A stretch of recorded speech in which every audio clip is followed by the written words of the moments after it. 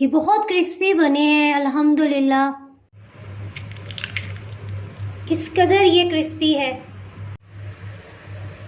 बिस्मिल्लाहिर्रहमानिर्रहीम। अस्सलाम वालेकुम व्यूवर्स, आप देख रहे हैं डाइनिंग आर। आज हम हस्ता और जायकेदार नमक पारे बना रहे हैं। इन नमक पारों के साथ आप अपनी शाम की चाय का मज़ा दोबारा कर सकते हैं। इनके लिए जो अज्जा चाहिए वो कुछ इस तरह से हैं।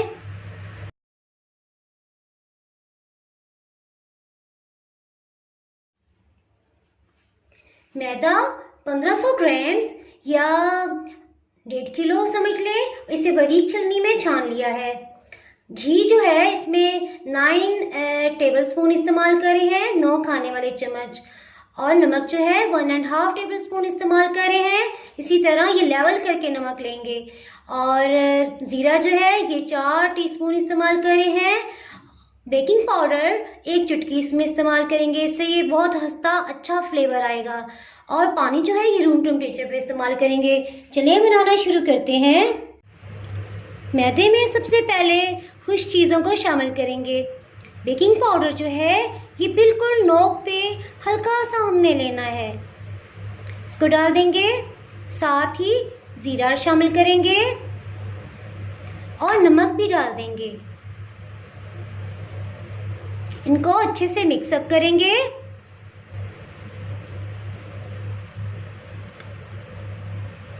इन सब चीज़ों को यकजान कर लेंगे।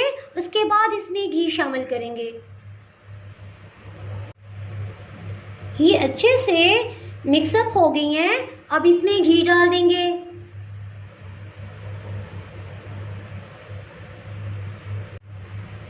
हाथों पे ग्लव्स पहनने के बाद मैंने हाथों को अच्छी तरह से धो लिया है, ताकि अगर ग्लव्स पे कोई भी केमिकल लगा हो तो वो साफ हो जाए। अब हाथों से इसको अच्छी तरह मिक्सअप करेंगे कि घी जो है इसकी कोई भी गुठली ना रहे और ये खुश्क मैदे के साथ बिल्कुल यकजान हो जाए।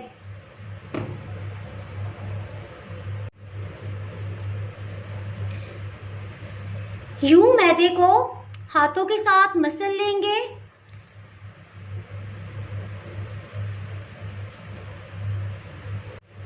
अब इसमें तकरीबन 2 गिलास के करीब पानी डाल देंगे।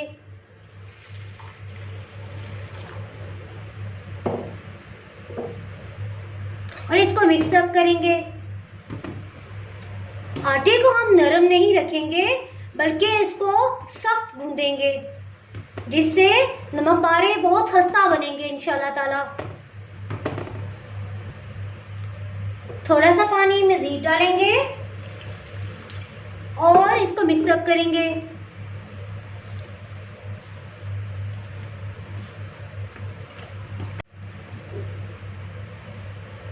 थोड़ा सा पानी शामिल करेंगे ताकि ये जो थोड़ा सा खुश्क आटा है ये भी अच्छे से गूंदा जाए। आटा बहुत अच्छे से गूंदा गया है। इस पे 1/2 टीस्पून कुकिंग ऑयल डाल देंगे और सारे पे फैला देंगे। इससे मैदे के ऊपर की जो तह है ये सख्त नहीं होगी। या अगर आप ऑयल नहीं डालना चाहते तो गीला कपड़ा करके इसके ऊपर फैला दें। अब हम इसके पेड़े बना लेते हैं। गूंदे हुए मैदे पर थोड़ा सा खुश्क मैदा लगाएंगे और यूं पेड़ा बना लेंगे।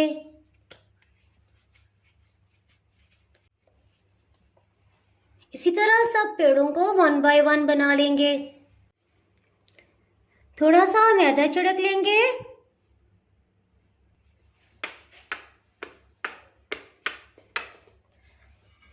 और रोटी की तरह बेल लेंगे।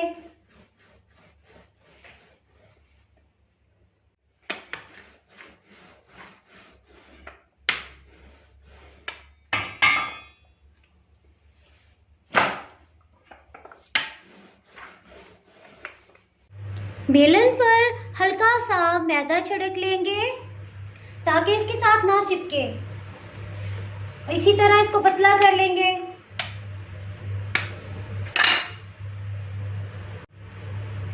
इसको स्ट्रिप्स में कटिंग कर लेंगे।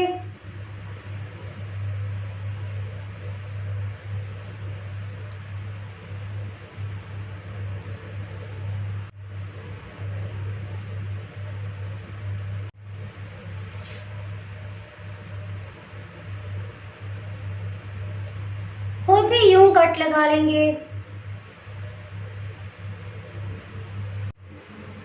पहले एक नमक पारा डाल के देखेंगे, जब ये ऊपर आ जाएगा तो एग्जैक्ट वो टाइम होगा कि हम नमक पारे फ्राई करने के लिए डाल दें।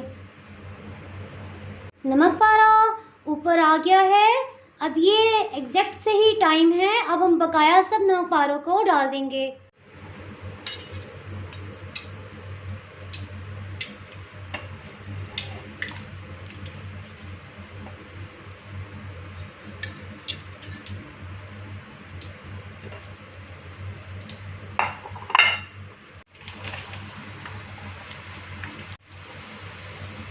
चम्मच से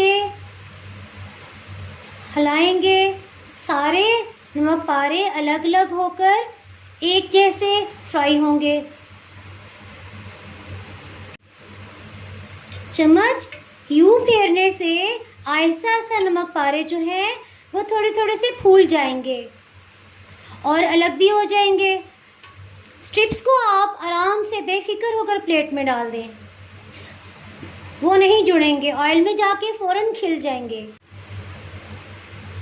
कढ़ाई के नीचे आंच जो है वो दरमियानी ही रखी हुई है।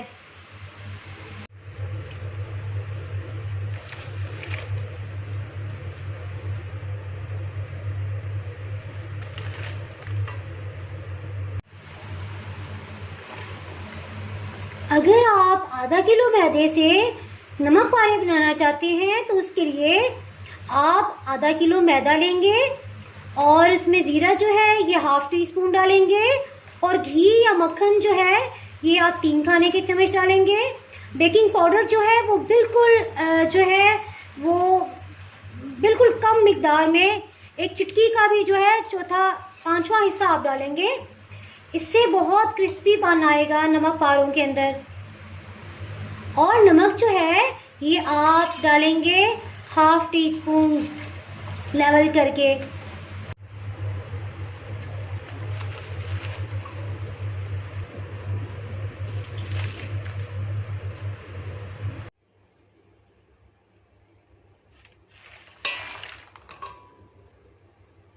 ये बहुत क्रिस्पी बने हैं अल्हम्दुलिल्लाह।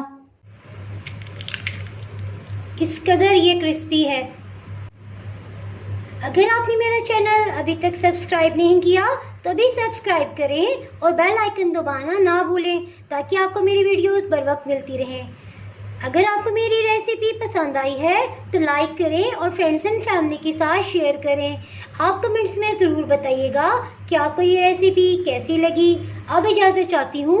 अल्लाह हाफिज़।